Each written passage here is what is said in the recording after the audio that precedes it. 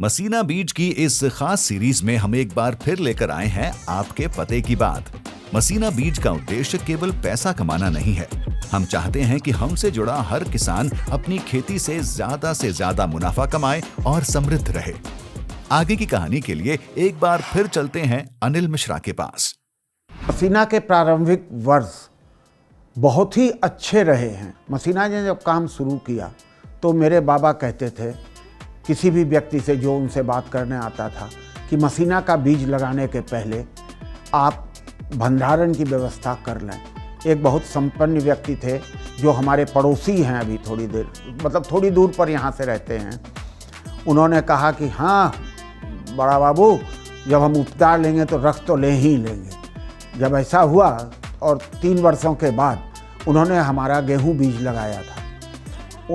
उसके बाद जून महीने में वो आके मेरे बाबा से कहते हैं, मैं वहाँ बैठा हुआ था, कि मिश्रा जी आप ही सही थे, हमारा गेहूं विश्व में सबसे अच्छा हुआ, लेकिन मैं एक भी दाना घर नहीं ला सका। पानी इतना बरसा कि मेरा गेहूं बीज सब खेत में ही जम गया।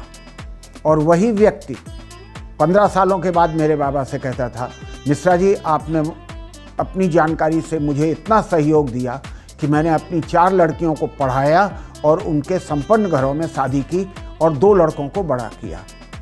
और कुछ ऐसे भी लोग हैं जो हमारे पिताजी जब उनको बीज बेचने जाते थे तब ये कहते थे कि क्या दाता सनक गए हैं, जाड़े में कहीं मकई होगी।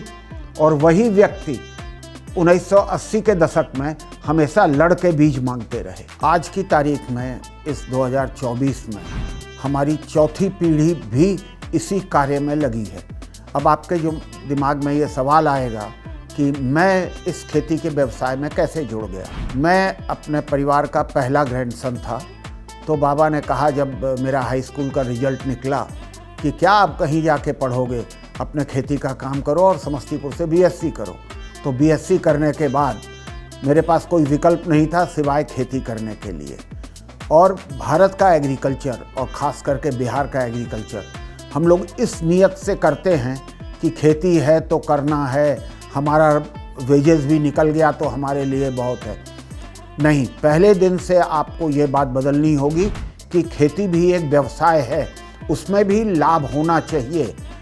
आपको खेती को इंडस्ट्रियल प्रोडक्ट बनाना होगा या आपको खेती को उद्योग के लिए एक रॉ मटेरियल बनाना होगा, तभी आपकी खेती लाभकारी हो सकती है।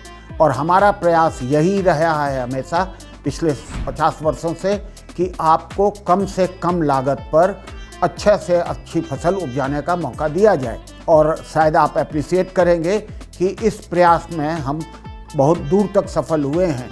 हमारे बीज का दाम इसीलिए थोड़ा कम रहता है। हम अपने प्रोडक्शन की लागत देखते हुए अपने बीज का दाम साधारण रूप से तय करते हैं।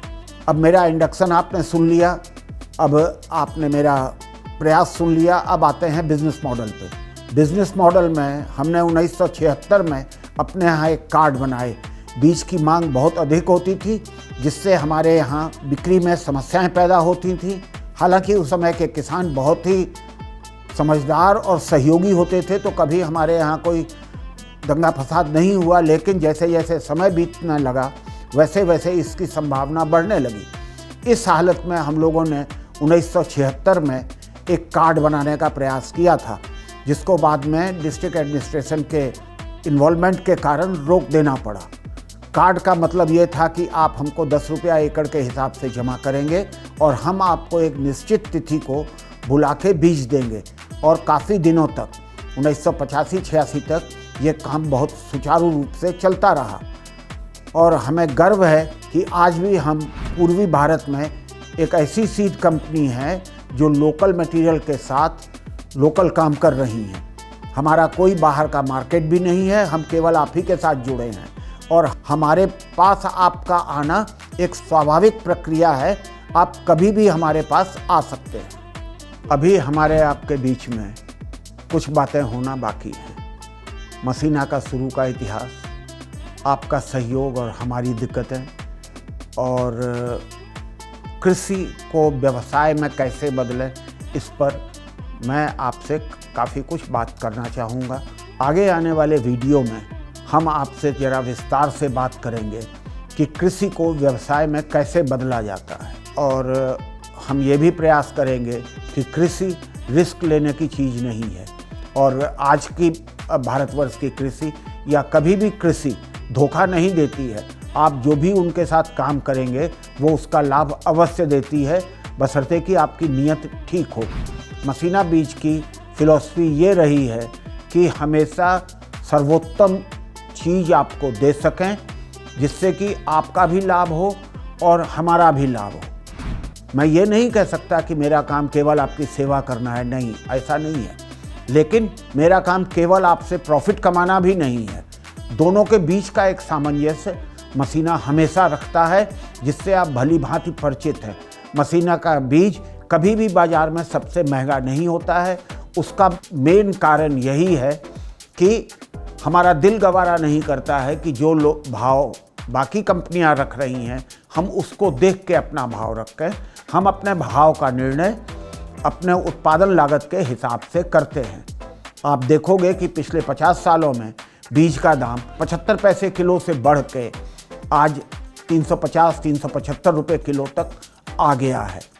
और बाज़ार में तो आज, पहले जब हमने 75 पैसे में बेचना शुरू किया था तब बाज़ार में कोई भी बीज विक्रेता नहीं था।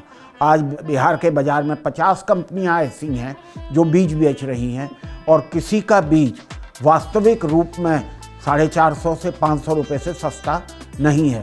अब आप खुद ही निर्णय करें कि मसीना आपके बारे में क्या सोचती है।